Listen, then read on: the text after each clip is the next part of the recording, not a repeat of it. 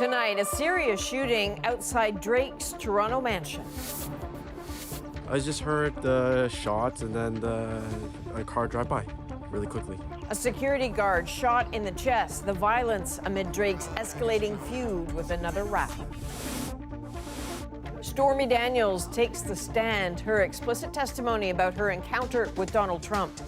That's you. But did her testimony go too far? Israel moves on Rafah, closing the border as the world pushes for a truce. They're trying to figure out how they can get these discussions back on track. We break down what is standing in the way with the former White House insider. From CBC News, this is The National with Chief Correspondent Adrian Arsenault.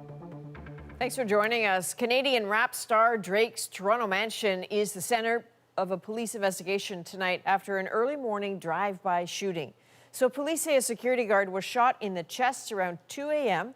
outside Drake's lavish home in Toronto's Bridle Path neighborhood. It's unclear what the motive might have been, nor is it known whether Drake was at home at the time. But this shooting comes just as a feud between Drake and fellow rap star Kendrick Lamar really heats up. Thomas Degg is outside Drake's home in North Toronto tonight. Adrian, this neighborhood is full of mansions. This is the most famous address around here, the site of this investigation. Now that overnight shooting coming after Drake's Toronto home became the focus of allegations by Drake's nemesis. A house so extravagant, it's nicknamed the Embassy.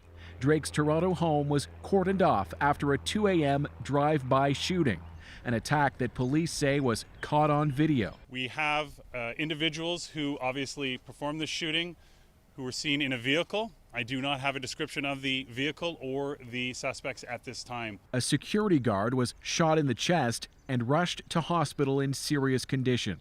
Neighbors tell CBC News private security is stationed in that white vehicle around the clock. I just heard the shots and then a car drive by really quickly.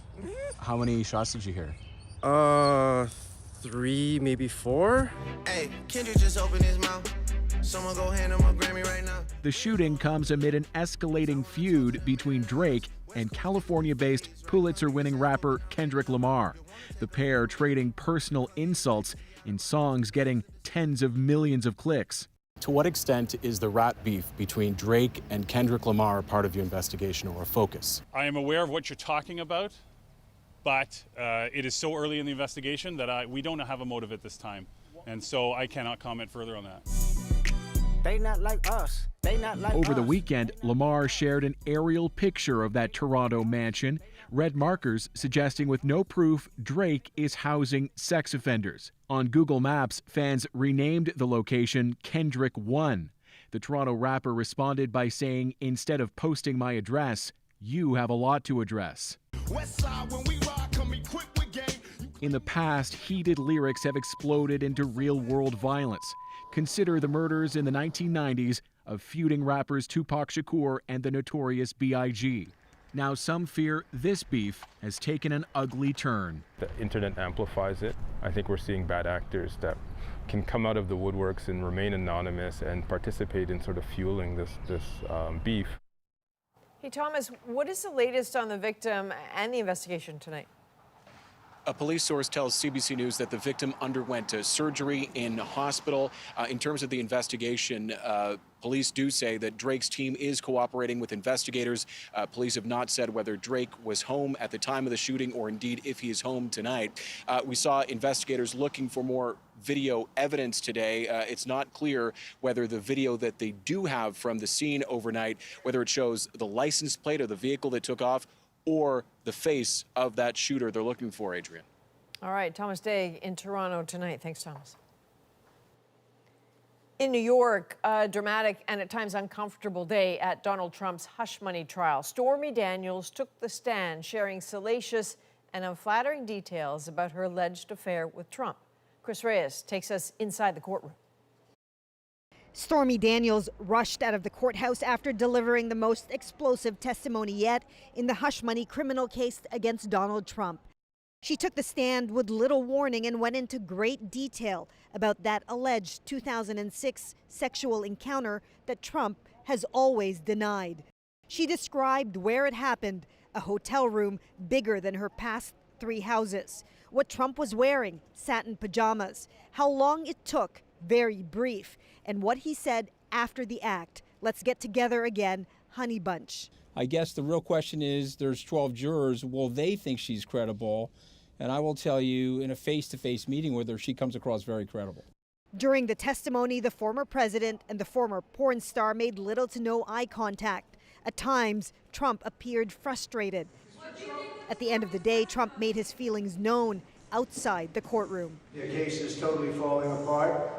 They have nothing on books and records, and even something that should bear very little relationship to the case. It's just a disaster for the DA.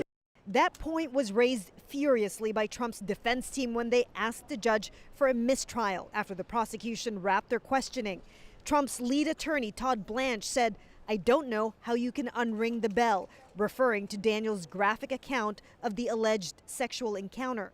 While the judge agreed that Daniels was difficult to control and some of the details at times unnecessary, he denied the motion. Donald Trump doesn't like not being in control, and so being in this courtroom today for this testimony has been extremely difficult for him, and I would certainly not want to be any of his lawyers or his campaign team who he's more than likely lashing out at. During a heated cross-examination, Daniels was pressed about how she felt about Trump. On the stand, she admitted that she hates him. So, Chris, this case is just about falsifying business records. So why did the prosecution delve into such great details about the sexual encounter? Well, remember, Adrian, they're trying to establish intent. They argue that Trump had reason to falsify his business records because he wanted to hide damaging stories from voters back in 2016. And so the details about this sexual encounter shared on the stand were salacious, sure, but it was almost a precursor to the rest of Daniels' testimony, in which she said Trump didn't seem to care about hiding their alleged affair back in 2006, that she wasn't approached with hush money payment from Michael Cohen until just a month before that presidential vote. She's back on the stand on Thursday. All right, Chris Reyes in New York. The Rafah border crossing, Gaza's main source of desperately needed aid, is shut down tonight, seized by the Israeli military. And some fear this is an escalation that will harm ceasefire talks. But as Chris Brown shows us from Jerusalem tonight, there is still hope a deal can be reached. After rejecting Hamas's truce offer, Israel's military moved into Rafah, one of its tanks crushing the welcome sign near the border crossing with Egypt. Other attacks from the air left a bloody trail of dead and wounded civilians. Rafah had been a refuge for more than 1.3 million people who had fled other parts of the devastated territory. But doctors say everyone in the city is now at risk. Cutting off medical supplies by closing the border will have a huge impact on hospitals and patients, said Dr. Mohammed Abu Shakil. Both of the key crossings into Gaza are now closed, and there's no indication when Israel will let the backed-up humanitarian supplies in. Even the best friends of Israel are clear. An assault on Rafah would be a strategic mistake, a political calamity, and a humanitarian nightmare. But Israel seizing control of the border crossing Tuesday may be aimed at putting more pressure on Hamas and not necessarily the beginning of a long-threatened ground offensive. Defense Minister Yoav Gallant suggested there is room to compromise if it means bringing back the hostages. Squeezed by international pressure on one side and his right-wing coalition partners on the other, Prime Minister Benjamin Netanyahu has said eliminating Hamas's remaining fighters is essential to freeing the Israeli hostages. But increasingly, many Israelis, and especially the families of hostages, don't believe those aims are compatible. If the only way to get the hostages back is by providing an Israeli guarantee to end this war, then end this war. Hamas, meanwhile, has threatened to walk away from the continuing ceasefire talks in Cairo if Israel's attacks on Rafah continue. And Chris, there are even more signs tonight of disagreements between Israel and the U.S. Well, you're hearing lots of complaints in the Israeli media that the Americans have not been impartial, that the U.S. supports this proposal and is now pushing Israel to agree. The Americans deny this. A number of sources have also claimed the U.S. has held up at least 2 ammunition shipments to Israel as a warning not to go into Rafah. U.S. officials say they believe that so far anyway, Israel's attack on Rafah is limited and that the remaining gaps between the two sides can be closed. Adrian. All right, well, the world will be watching. Chris Brown in Jerusalem for us tonight. Thank you, Chris. Now, the U.S. president is reaffirming his support for Israel, calling it ironclad, even when the two nations disagree. It was Hamas that brutalized Israelis. It was Hamas who took and continues to hold hostages. I have not forgotten, nor have you. Joe Biden went on to condemn the rise in reports of anti-Semitism since the war in Gaza began. And for a second time, he took aim at university campus protests, saying he supports free speech, but adding violence and the destruction of property are against the law. Back in this country, Pierre Poilievre has not been shy with his criticism of corporate lobbyists, but as CBC News analysis finds, he has headlined fundraisers they attended, some at exclusive clubs and private homes in wealthy neighborhoods. Ashley Burke explains. Pierre Poilievre says he's fighting for the working class. We need more boots, not just more suits, right? The Conservative leader has criticized elites, says he avoids Bay Street, and called on corporate Canada to fire their lobbyists in this recent op-ed. Disdain he shared with the Business Association, too. My experience with the corporate lobbyists in Ottawa, the main groups there, have been that they have been utterly useless in advancing any common sense interests for the people on the ground. But several executives and dozens of lobbyists have attended Conservative fundraisers headlined by Poilievre. A CBC News analysis found there have been more than 50 of these events since Poilievre became leader in 2022, including at homes in some of the wealthiest neighborhoods in Montreal and Toronto, golf courses, and exclusive clubs like this private wine cellar in Toronto's financial district, events where attendees donate up to $1,725 to the Conservatives. He is cosplaying as a working class guy. This is somebody who is the elites that he rails against. These fundraisers have a long history in Canadian politics and are allowed.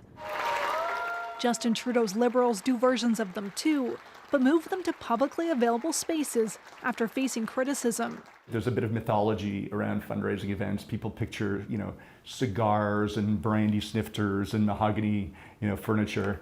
This former communications director for the Conservatives says lobbyists don't get the kind of access at these fundraisers that people might think. It usually consists of a mini speech followed by an endless stream of grip and grin. Shake hands, smile, click. A spokesperson for the Conservative Party says Poilievre makes himself available at events across the country and that there's no need to attend a fundraiser to get access. The Conservative spokesperson also said that out of 200,000 contributions to the party last year, the average donation was $175. Ashley Burke, CBC News, Ottawa. Ottawa has approved BC's request to recriminalize illicit drugs in public spaces like parks and hospitals. Addiction is a health matter, not a criminal justice one. But that doesn't mean that anything goes. The province had asked the federal government to approve the change, made possible through a Health Canada exemption. BC was just a year into a 3-year pilot project to decriminalize small amounts of drugs when it reversed course, citing public safety concerns. Since declaring a health emergency in 2016, more than 14,000 people have died in the province from toxic drugs.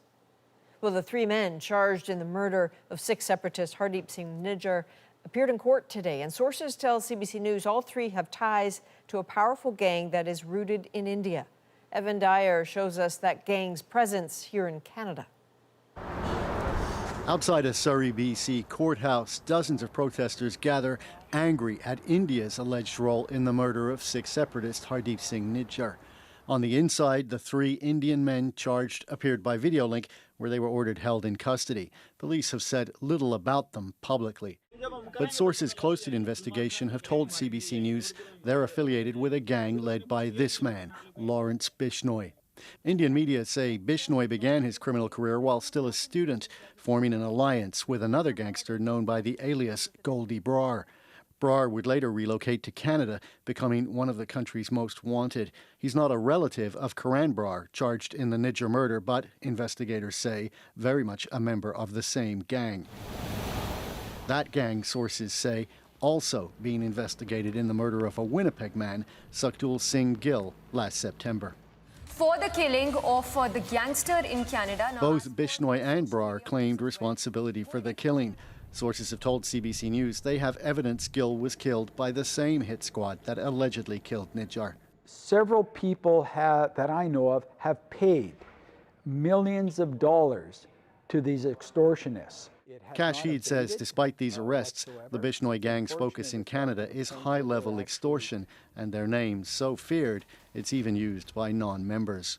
I strongly believe that a lot of it, the copycats that are using the Bishnoi name, don't have any connection whatsoever to that organized crime group, but I also believe some of them do have some type of relationship or connection to the Bishnoi organized crime group. Investigators have told CBC News that the Bishnoi gang, including the alleged hit squad, have used Canada's student visa system to get people into the country. They have no illusions that Friday's arrests have wrapped up the whole network in Canada. Evan Dyer, CBC News, Ottawa. 6 Canadian children who were being held in detention camps in northeast Syria have now been repatriated. These children have gone through an extremely difficult situation. The detention camps were created after Kurdish forces reclaimed the region from ISIS. The kids' identities are being protected by the government, which confirms their mother was not allowed to join them. This was all part of an operation carried out by the U.S., which the Secretary of State says also included the repatriation of 11 of its citizens, as well as Dutch and Finnish nationals. Well, Boeing is facing a new investigation tonight over whether it skipped inspections on its 787 Dreamliners. The FAA says Boeing informed it that workers may have falsified inspection reports. Boeing says it is re-inspecting all the 787 jets on the manufacturing line and that there's no immediate safety issue. But it's been under pressure after a 737 MAX door plug blew out mid-flight in January. Vladimir Putin's grip on Russia is tightening tonight after being sworn in as president again. What a new Putin term could mean for the war in Ukraine. Next. Plus, overcrowding in Canadian schools. I think immigration is a huge driver. Why some say it's a complicated problem to solve. And later, in the face of tragedy, a triumph on the ice. She was probably the strongest person I've ever met. A rising hockey star finds strength after terrible losses. We're back in 2 weeks.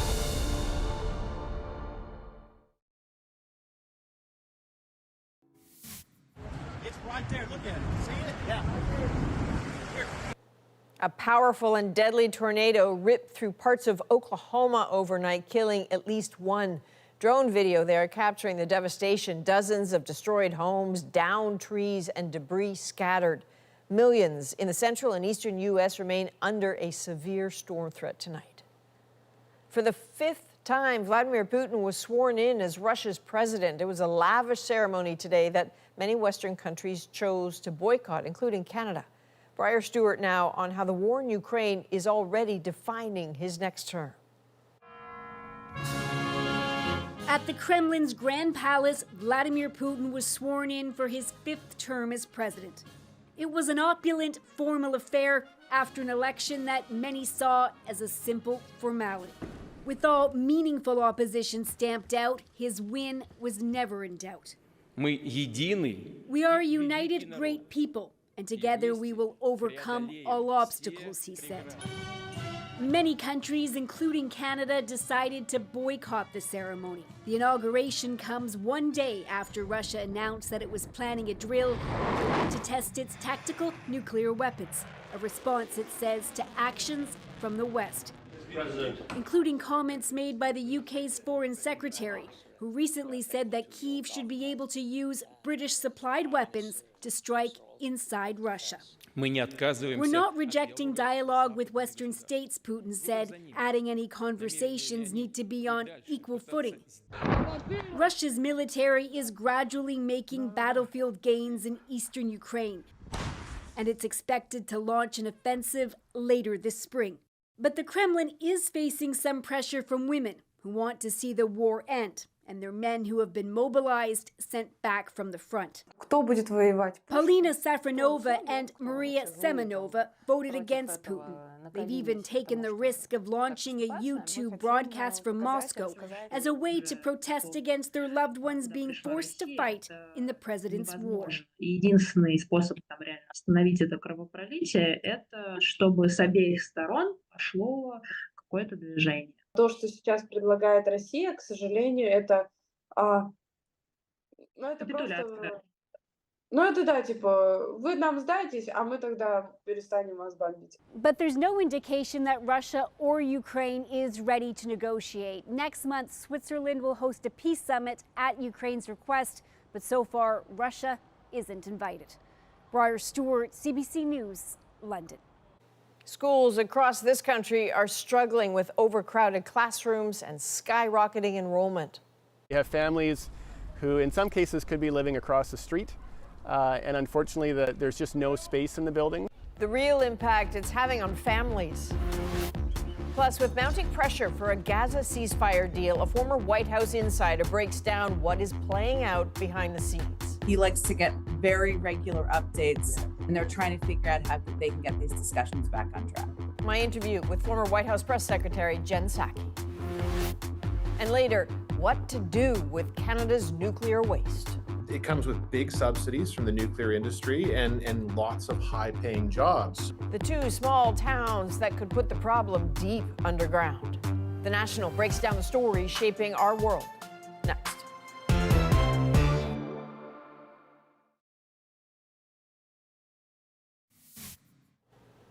TikTok and its parent company ByteDance are suing the U.S. government over a possible ban of the video sharing app. In a lawsuit filed today, the company argued the new law, which forces TikTok to be sold or banned, violates the free speech of Americans. Well, schools across Canada are struggling with overcrowded classrooms, an issue experts say that has no quick solution. Deanna Sumanac-Johnson looks at what is driving the problem and the impact on families. In Surrey, British Columbia, population growth has meant 2,400 extra school children just in the last 2 years. Many local schools just don't have enough spots, forcing tough choices. We're closing catchment areas for students who are actually living in the catchment for the school. And so we have families who in some cases could be living across the street. And unfortunately, there's just no space in the building. Some high schools will move to an extended school day in the fall to run more classes and accommodate more kids, with a big impact on families. You know, my 16-year-old, we really need her to start helping with the driving. So yeah, there's going to be a big impact when she goes to extended day and she won't be able to go get her sister. It's not just happening in Surrey. In Edmonton, enrollment is growing at a rate not seen in 60 years. In Peterborough, Ontario, some schools are between 120 and 200% over capacity. I think immigration is a huge driver. This urban planner who's working with school boards says there are many factors behind this growth, including increased density in school catchments. More people having to live, I think, in medium density townhouses or apartments rather than low density houses, largely because of affordability. One of the quickest solutions is portables, but they should only be used in short term, says this expert. Portables tend to have levels of mold, some problems with ventilation, air quality, in some cases even pests. Now, building more schools may seem like an obvious solution, but it's a lengthy and complicated process. School boards need to prove that they're overcrowded to get more funding to build new schools. And by the time a school is built, it's often already full. Deanna Sumanac-Johnson, CBC News, Toronto. Now it's time to dig deeper into the stories shaping our world. Big bucks will flow to one of two towns competing to take on a risky endeavor. How would you feel about having nuclear waste buried right under where you live? But first, what goes on behind the scenes before the White House takes a stand on a delicate global issue? We are trying very hard to get a ceasefire agreement over the line. Jen Psaki sure knows. Iran must resume compliance. She's been the voice of the Biden administration, and she advised Barack Obama through controversy and crisis. In a time of war, when things are fast-moving and often confusing, there are always questions. Few know better than Jen Psaki what goes into the answers. Earlier today, she and I started with just that. So we're talking about no ceasefire. We're talking about Israel going into Rafah. And I'm wondering, based on your experience, what is happening in the White House right now with that confusing state of affairs? Well, just to state for the audience, I haven't worked there in 2 years, so I don't know specifically what is happening right now. But what I can tell you from having traveled with former Secretary of State John Kerry and worked at the State Department and obviously worked for President Biden, Bill Burns, the CIA director, Secretary Blinken, the Secretary of State, have been back and forth with their counterparts. They're on the phone with President Biden. He likes to get very regular updates, and they're trying to figure out how they can get these discussions back on track. I think one thing we've all learned is that miscommunication, misinformation is dangerous. You know, it can actually kill people. And so I'm wondering to what degree your instinct tells you that the confusion is not just a frustration, it's worrying. If you look at the last 24 to 48 hours, is that you had an attack by Hamas on a border crossing that clearly impacted these discussions. That meant more aid wasn't able to get through. There's lots of confusion among citizens. There's anger, of course, and outrage in the region. Some of that has, of course, spilled out over into the United States and other parts of the world. It's hard to really pinpoint exactly what factor disinformation has on there, but there's no question that it's a factor. It creates confusion. It creates false hope sometimes. It also creates a blame game at times when actually initial reports aren't telling the full story. So the blame game is an interesting point. 55%, according to Gallup, 55% of Americans disapprove of Israel's actions in Gaza. So that's interesting. But CBS also says that the numbers of Americans who say Biden should encourage Israel to stop is growing. So what kind of position does that put him in? And how do you think he's handling this? Well, I think what we've seen over the last couple of weeks, even months, is actually even a shift, which is quite significant when it comes to the U.S.-Israeli relations, given the long history here. And President Biden, having worked for him for a year and a half, is somebody who is very much a believer in that relationship. The United States was starting to hold back some weapons deliveries, which may seem like one thing, but it is significant when it comes to, given the history of the relationship. There's a lot of pressure in the US Congress also to use greater leverage as it relates to aid and assistance to Israel. That is significant. But the challenge here is that, just a few weeks ago, there were attacks from Iran on Israel. So what the challenge is, I think, is more leverage needs to be used. And I would say probably they should have been doing more leverage sooner. And the other problem is Prime Minister Netanyahu, who, as you know, is a deeply unpopular leader, but also is in some ways incentivized to keep this military action going because it's in part for his own political survival. So a couple weeks ago, I was in Jordan doing airdrops over Gaza, went to Qatar, do a medical evacuation out of Gaza, talked to a lot of people on the ground, and they said interesting things about the United States. One was that Netanyahu was playing Biden, and two is that they had never seen the Americans appear so weak, that airdrops had to happen that way. You definitely hear and understand what people are saying and their concerns. And if you're in the White House, you also share the concerns. I mean, there are tens of thousands of Gazans who have died, women and children. If you don't find that horrifying, you're inhuman. And certainly the president, I am betting, and members of the national security team feel that anger and pain. The challenge is that everybody wants a ceasefire. It's how you get there and what the process is and the diplomatic steps to get there. And Prime Minister Netanyahu doesn't just do it because Joe Biden says he should. That's just not what incentivizes him to take action. He thinks about his own political survival and what he needs to do in his own country. And so that's one of the challenges here. So does that stopping of that weapons shipment have a much bigger impact than all the protests? I would think that that factor, especially given the reliance on U.S. military assistance, would be a factor. But to what end, we don't know. Does it mean he changes his rhetoric? Does it mean he is less aggressive? Does it mean he stops his forward movement into Rafah? I mean, probably, I don't know. But, I think the objective is to incentivize and to use leverage to change his behavior. But it doesn't guarantee an outcome of a changed behavior. And that is how diplomacy works. Now, during our conversation, Jen Psaki got into some other very newsy topics with the U.S. election looming this year and Donald Trump making headlines every day. I asked what she makes of Trump's skill as a communicator and what Joe Biden could maybe learn from him. Here's a taste of that. I've said this many times before. His communications is effective in part because it's simple and it's consistent and it sparks an emotion in people, as dark as that may be.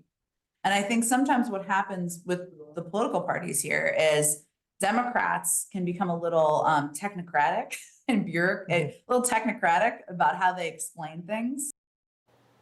So more of our conversation in the days ahead. Right now, a Canadian story about risk and reward. Here's Andrew Chang with the goods. Hey, Adrian. It's the story of two Ontario towns facing a difficult choice. Do they agree to bury tons of nuclear waste underneath their towns in exchange for vast sums of money? We'll explain how it all works.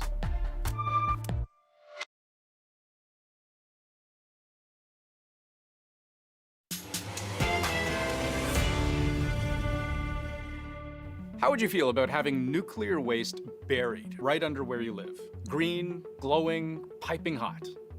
Okay, it doesn't actually look like that. It looks more like this. But that is the question people in these two tiny Ontario towns have to decide. Both are voting on whether Canada's first permanent nuclear storage facility will go ahead right under their feet. And there's a lot of waste to store, the equivalent of 9 NHL-sized hockey rinks full of the stuff. So, of course, some people are a little anxious. But why on earth would anyone consider voting yes? It comes with big subsidies from the nuclear industry and lots of high-paying jobs. It's about money. Storing nuclear waste, turns out, can be lucrative for a small town. So these communities face this monumental, irreversible choice. They can either turn away a life-changing amount of money or take the deal. And if things somehow go wrong, the town will never be the same. What powers a nuclear plant are these tiny uranium pellets that get put inside fuel rods and bundled together. Those rods last a long time, 3 to 6 years. After they're spent, you swap them out. But they can stay radioactive for hundreds of thousands of years. And scientists have been trying for decades to figure out what to do with them. We do not have in hand at this moment any satisfactory solution to the handling of spent fuel in the long term. I foresee that if we continue, there will be the epidemic of cancer, leukemia, and genetic injuries that I fear. So Canada right now has what you might call a temporary solution. First step, cool the rods. They're extremely hot, so they're dunked into a giant cement-lined pool of water. They stay there for about 7 to 10 years. After that, they're transferred into massive steel containers and stored in super dense concrete bunkers. Now, I said this was temporary, but some of Canada's nuclear waste has been sitting in these containers for up to 80 years, and so far, so good. Thing is, they're not actually supposed to stay there forever. According to Canada's Nuclear Waste Management Organization, this kind of storage is safe, but requires ongoing maintenance and management, which isn't sustainable over the very long period. According to one report, it is inevitable that some structural degradation of these temporary bunkers will occur over time. It's well designed and it provides adequate shielding and protection for the fuel for 50 years. But you know, from 50 to 75 to 100 years, we know that concrete can't last forever. Eventually, if things degrade too much, that report argues, the waste will need to be transferred, increasing the risk to the workers involved in that transfer and of accidents happening during transport. You could have radioactive particles leaching into local soil, groundwater, things like that. Then there are the security risks with above-ground storage, including the possible threat of deliberate spreading of contamination by terrorists. So, for the past few decades, Canada's been working on a plan to bury all of this waste deep underground, effectively forever. They want to move the tens of thousands of bundles of spent nuclear fuel from those concrete bunkers in 8 temporary storage facilities in New Brunswick, Quebec, Ontario, and Manitoba to an underground vault in one of 2 possible locations. One is South Bruce, about 2 hours outside of Toronto. The other is also in Ontario, but much further west. It's called Ignace, just over 2 hours from Thunder Bay.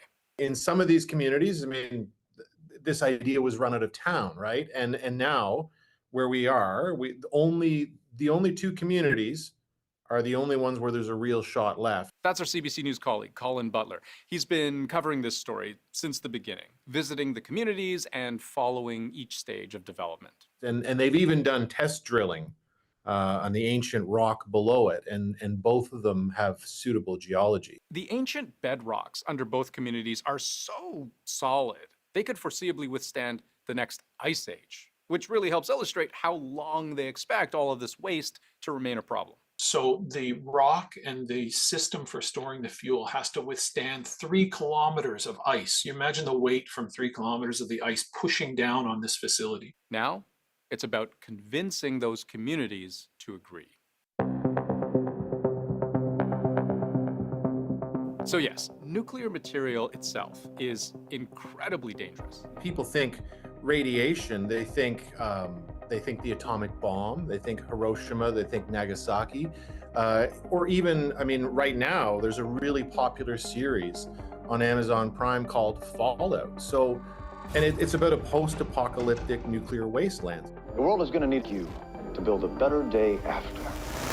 When you think of nuclear technology, and you think of nuclear technology when it goes wrong, I mean, it's the end of the world, right? So this is basically it, right? Ask lots of people in these 2 towns about this idea of burying this much radioactive waste right under their homes and keeping it there forever. And they'll tell you, maybe it's worth thinking twice. We're concerned that of future leaks. We don't want South Bruce to become the ground zero for all of Canada's nuclear waste. And to be fair, there have been accidents. There have been leaks. People have had to evacuate. They've gotten sick.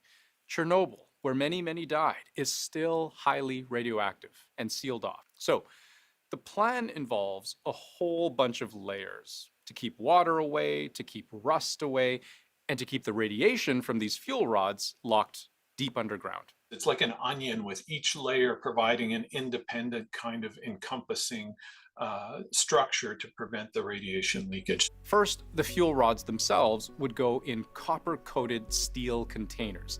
Steel is strong, copper resists rust and shields against radiation. Then those containers go into special bentonite clay boxes, creating yet another impermeable seal. Bentonite clay is really amazing stuff. It is a clay that really, when water touches it, it swells and almost self-seals itself. So one of the things we would like to do is protect this fuel from water, because water could be one of the pathways that would transport any radiation that's leaked to the environment. Those bentonite boxes get stacked on top of each other, and all the empty space between them gets filled with this self-sealing clay as well. And all of that in an underground vault over half a kilometer below ground, roughly as deep as the CN Tower is tall. People have been meeting regularly for Q&As, town halls, right, where people can ask all sorts of questions. They can express their fears over the project, and there's usually a scientist there or somebody associated with the project to answer the questions or try to calm those fears, try to ease that anxiety. But remember what I said at the start. This isn't zero risk. So there's dialogue, there's debate, but there's also big fat dollar signs. Canada's nuclear energy companies are bound by law to figure out a long-term storage solution for their nuclear waste. So they really want to make this happen. South Bruce has already received millions of dollars from the power companies that need to build this facility, and that's just for hearing the plan out. That money has been well used, offsetting pandemic costs, paying municipal salaries, even paying for firefighting equipment. They bought new bunker gear for their volunteer firefighters. I mean, that's $30,000 a firefighter, right? So you can imagine that this money goes quite far. And there's more to come through things like milestone payments. Every time the project completes a milestone, that's millions of dollars. For example, the community makes a decision to host the facility, $4 million. The proposed site gets the green light, $4.5 million. The license application for construction is submitted, $2 million. These payments, along with property taxes, add up to more than $400 million. So a ton of money, but also a ton of jobs, about 400 to 600 of them. I think it was going to be a big improvement in the whole northwestern Ontario. They're all farming towns, and the glory days of farming are behind them. So they need sort of a new economic driver. But not everyone is convinced. Just last week, people in Ignace protested the project. Northwestern Ontario is simply the dumping ground for this project because we have a smaller population, but we have a voice. And some actually see all that money as a negative. They're worried their town is being bribed, essentially, into ignoring people's concerns. The people who are against the idea of welcoming radiation into the community think that the people who want it because of the money, and they've been blinded by that money. So there's a lot of friction there. So Adrian, people in Ignace voted last week on whether they want the project to go ahead. Those results, we won't know what they are until this summer. In South Bruce, the referendum is planned for the fall. If both say yes, the group in charge of this project plans to pick one of them by the end of this year. All right, thank you, Andrew. We'll be waiting. Coming up, he helped his team win gold just months after some devastating personal losses. She'd always be there for me, and she'd always like to watch my games. I just want to make her proud. And you do, a rising star on the ice with an inspiring story next in our moment.